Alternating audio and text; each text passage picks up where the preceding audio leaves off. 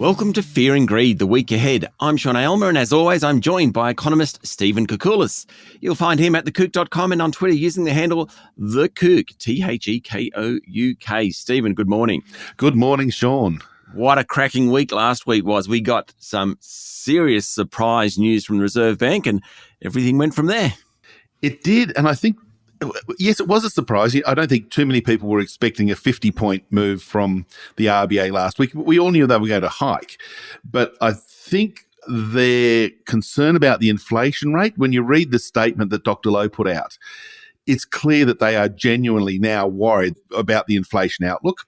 They've noted that basically everyone else around the world is hiking pretty aggressively. They're a little bit behind most of those other countries, and they thought, well, what's the downside of going, pretty early and going pretty hard and then signaling that there's more to come? So, getting the cash rate up 50 basis points in one hit is rare. We saw the headlines last week. It's the last time that happened was 22 years ago, but such are the inflation risks. So they did it.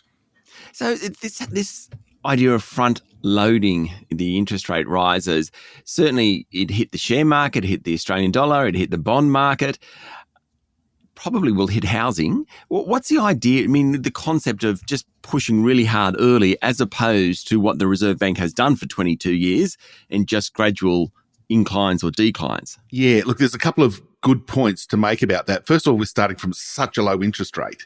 2 months ago, the cash rate was 0.1%. So it was 0.35, now 0.85. So the previous cycles when the cash rate was around 3, going quarter point moves was probably just a little bit more prudent, and we'd wait and see. So that was one thing.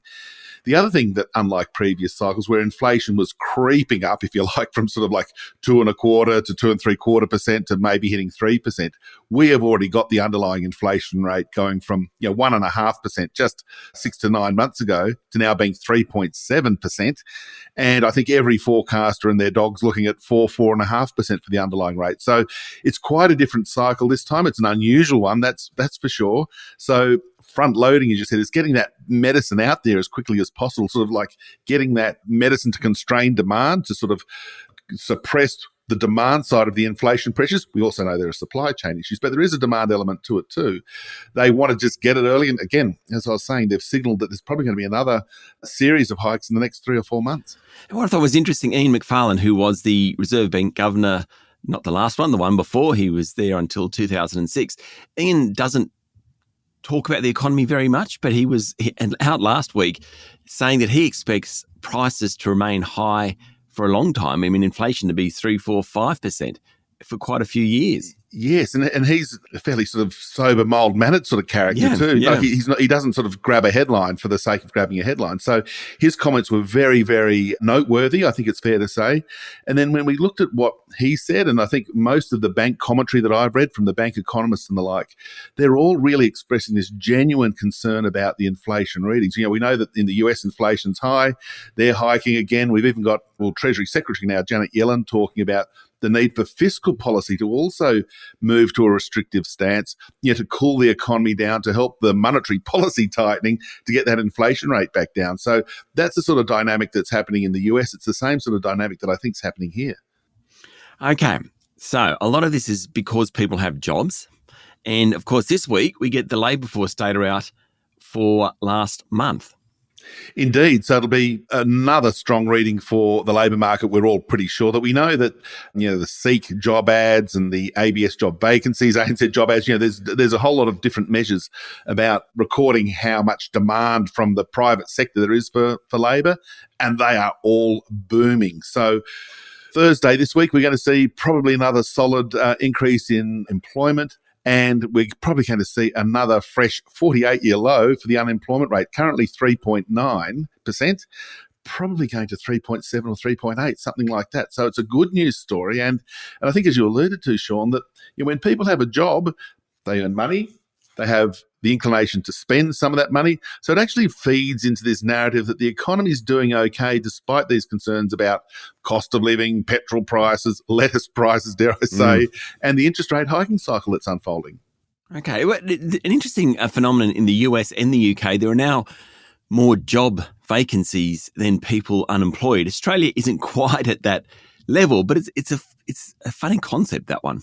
We're getting there, and I think, and again, it is a funny concept that we don't have enough people basically to satisfy the demand for labour from the business sector, and in fact, in the last couple of weeks, I've been talking to a couple of business events, and it's without fail, I'm shocked. Usually you take these anecdotes with a grain of salt, whatever. Oh, yeah, things are good or bad, whatever.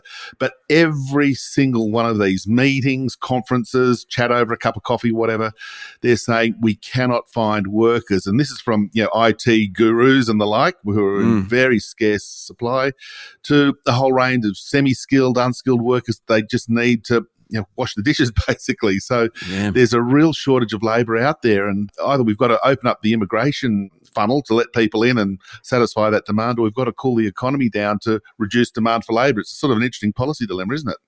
Sure is. Now, look, I would never say that economics is boring because, you know my background. I've always been into economics, and you are that to the nth degree. But sometimes it does get a bit dull. Right now is not one of those times. What a great time to be an economist, Stephen. Well, one of the themes that I'm talking about when I look at the economy and speak to different people is what we're seeing, I've not seen in my adult life. The unemployment rate at a 50-year low. Think about that. So everybody who's under 50 has not seen it in their whole lifetime. Inflation's about to hit a 30-year high, possibly a 40-year high if we get above 8%. So these things that have not happened. And as you said, the demand for labour from the job vacancy series is extraordinary. So there's a whole lot of things that mere mortals and mere economists are looking at, let alone if you're a policymaker at a central bank or in a treasury or a government department. What do you do when you haven't seen it before? Maybe we should be a bit kinder to the Treasury and Reserve Bank and some of those guys. Look, on reflection, that's right. On and reflection. And the Reserve Bank did play catch up this week, so I gave them a fulsome praise for going hard for this week. But look, it is an unusual circumstance. What do you do when you've got this cocktail of indicators that, yes, we haven't seen for 40 or 50 years, and you've got a dynamic in the economy on supply chain problems, the legacy of the COVID lockdowns. You've got the war in Ukraine sort of impacting on agricultural prices, among other things, and oil and energy prices in Europe. It's a really unusual time. And what's scary is 40 years ago if you think of it, it took 10 years to kind of get back to a more normal state. So what we're seeing now, things aren't going to change, by the end of this year. It's going to take years. Yes, so your point about the former RBA Governor, Ian Macfarlane, I think is right, that we do have this inflation seemingly locked in for an extended period of time. And gosh, dare I say it, we know how the inflation problem back then was solved. It was through, in the US, it was the Paul Volcker recession, and here it was the Keating recession. You've got to have a period, perhaps, where the economy's got to be weak for a period of time just to sort of squeeze these inflation pressures out of the economy. I hope that's not the case, but the odds are building that is what might be needed to overcome this genuine concern about inflation. On that upbeat point, we're going to leave it. Stephen, have a good week. Thank you, Sean. You too. That was economist Stephen Koukoulas, better known as The Kook. You can find him at thekook.com and follow him on Twitter using the handle The Kook. I'm Sean Aylmer, and this is Fear and Greed, the week ahead.